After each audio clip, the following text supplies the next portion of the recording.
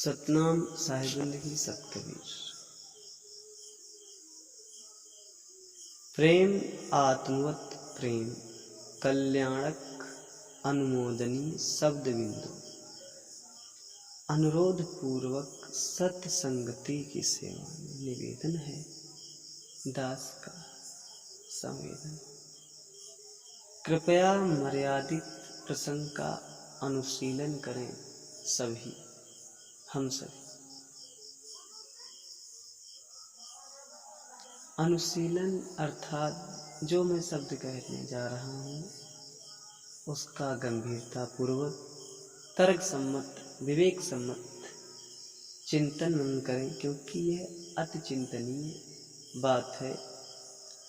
सर्वप्रथम गुरु मर्यादा जो भी साधक नहीं उसके लिए है, जो साधक गुरु से दीक्षित है उसके लिए गुरु मर्यादा के लिए, यानी कि अपने लिए और गुरु के लिए कुछ नियम प्रणाली है। नियमबद्धता जो आध्यात्मिक स्तर पर है, धार्मिक स्तर पर है, नैतिक स्तर पर है। सतगुरु कबीर साहब जी के सर्वोच्च सर्वोपरि सिद्धांत अनुरूप साहब जी के सिद्धांत अनुसार तर्क जगाए रखें, स्मरण पक्का रखें। मैं मेरे अनुरूप नहीं, जो मैं बोल रहा हूँ साहब जी की अनुरूपता बोल रहा हूँ, साहब जी के अनुरूप होकर बोल रहा हूँ। गुरुमुखी वही है जो आध्यात्मिक पवित्र अर्थात पवित्र आचार उसकी करनी, उसका व्यवहारिक जीवन, पवित्र विचार यानी शारीरिक आचार, पवित्र क्रियाएं, पवित्र विचार अर्थात अपने उसकी मानसिकता पवित्र होनी चाहिए। अपने में अंतर्भूत कर सदा अपने अंतर में समाविष्ट रखे, सन्निहित रखे, सदा मर्यादित आचरण में रहे या करे, पूरे होश और स्मरण के साथ। यही दो कसौटियां हैं, यही दो भूमिकाएं हैं, होश और स्मरण के, यानी याद।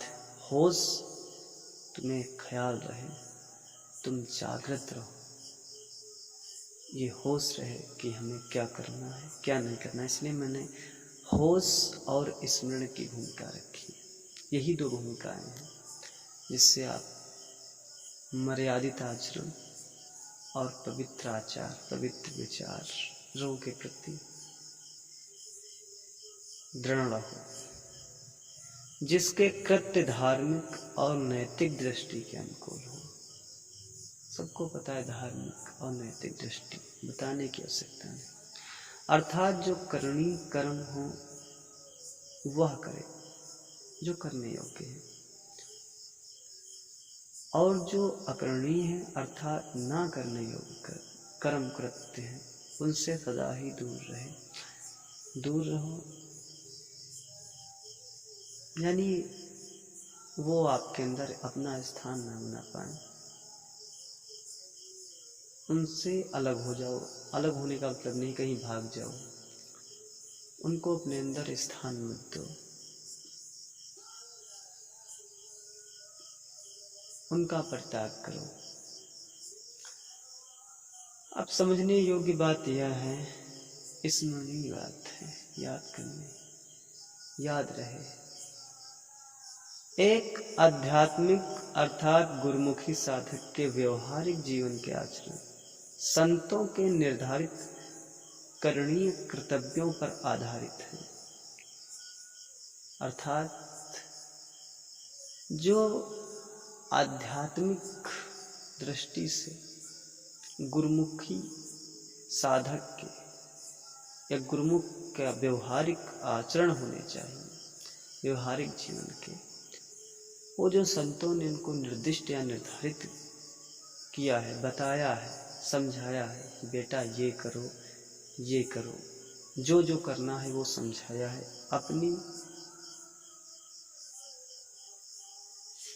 वाणियों के अनुसार, अपने कथित वचनों के अनुसार।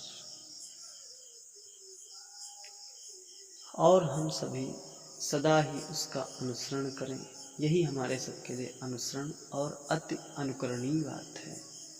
और सत्य अनुशासित होकर करें, यानी सत्य की मर्यादा में रह के करें, सत्य के तरण या नियमबद्धता में रहें। हम सबका अपना आध्यात्मिक जीवन गुरु मर्यादित और उच्च आचरणीय होना चाहिए, तभी आत्म केंद्रित हो पाएंगे हम सब। अर्थात जो हमारा जीवन गुरु मर्यादा से पूर्ण होगा, जिएंगे, उच्च आचरण से पूर्ण जिएंगे, जो शुद्ध पवित्रता की पराकाष्ठा होगी, सीमाएं, चरम सीमा होगी, तभी हम आत्म केंद्रित हो पाएंगे धीरे धीरे करके। नहीं तो सदा केंद्र पसारी ही जीवन जीना पड़ेगा। केंद्र पसारी का मतलब होता है केंद्र से हटके, यानी मालिक के ठौर से विमुख होके। और जो मालिक के ठौर से विमुख है उसका जीवन माविक और मनयुक्त जीवन है, वो मन में ही जीने वाला है अर्थात। और शरीर कल्पांत, यानी शरीर के नष्ट के समय, जब शरीर का समय के अनुसार शरीर का नष्ट होने का समय आता है, उसको कहते हैं कल्पांत। जब शरीर की प्रलय होगी तो एक देह से, इसी देह से हमें दूसरी देह में हमारे कर्म अर्थात वासनाओं की और अज्ञानता के कारण जैसे हमने कर्म किया अमर्यादित, उसी अनुसार हमें काल चक्र में जाना पड़ेगा। बाकी मुझे कहने की कोई विशेष आवश्यकता भी नहीं है, क्योंकि आध्यात्मिक धार्मिक कर्तव्य सबको बता है, इसलिए नहीं कर्तव्य का अनुलाप किया, यानी मैंने इसको कर्तव्यों को दोहराया।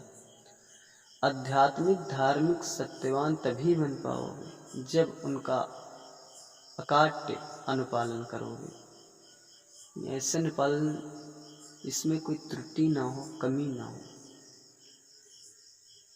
अनुपालन कटे ना किसी भी कारण से। दृढ़ नियमित अनुपालन ही सच्चे धार्मिक होने की कसौटी है, जैसे सोना आग में तपने की। केवल ज्ञान मन में ऊंचे शब्द बोलने से आत्म कल्याण नहीं कि हम आत्मज्ञानी हैं। कहने में क्या, सब कहते ही आए हैं आज तक, परंतु उनकी मानसिकता में बड़ी अंतर्मलता निकलती है। अंतर्मल यानी मन की कलुषता, मन के दूषित विचार, मन के विकार। और भाई यह भी बता दूं, यह काल का विधान है, इसीलिए उसको सतगुरु कबीर साहब जी ने धर्म राय कहा है। यहाँ भी कुछ नियम मर्यादाएं हैं, बिल्कुल परमात्मा ना बनो, क्योंकि जो जैसा करता है उसको नियत समय पर काल उसको उसके कर्म के अनुसार वैसे ही प्रस्तुति देता है। चाहे आप उसको भाग्य मानो, चाहे प्रारब्ध या कर्मफल, कर्म भोग काल ही कराता है। अच्छा के लिए अच्छा, बुरे के लिए बुरा। राम भरोसे बैठ के सबका मुजरा लेत, जाकी जैसी चाकरी ताको तैसा दे। अतः मालिक के सिद्धांत का अनुसरण करो, अटल गुरु मर्यादित जीवन बनाओ।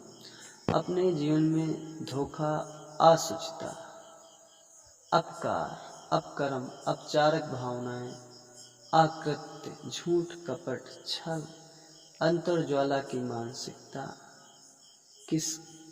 किसी के प्रति अंतर्द्वंद से परे जीवन बनाओ। मैंने त्यागने की बात की है। ऐसा कहने पर सद्गुरु प्रकट, ऐसा करने पर सद्गुरु प्रकट होते हैं,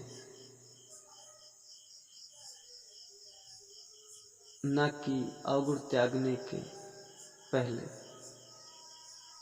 जैसे आप मल का विसर्जन किए बिना कुछ ग्रहण करेंगे तो स्वतः ही आप उसकी अपनी स्थिति से गिरकर परेशान रहेंगे, दुखमय हो जाएंगे। समझे मेरी बात को, अन्यथा कर्म गति टारी नाही टरी। सबके प्रति जो कर्तव्य करनी है उनके लिए अनुप्रेरणा अमरीश दास सबकी सेवा में निवेदन प्रस्तुत। सतनाम सतकबीर साहिब।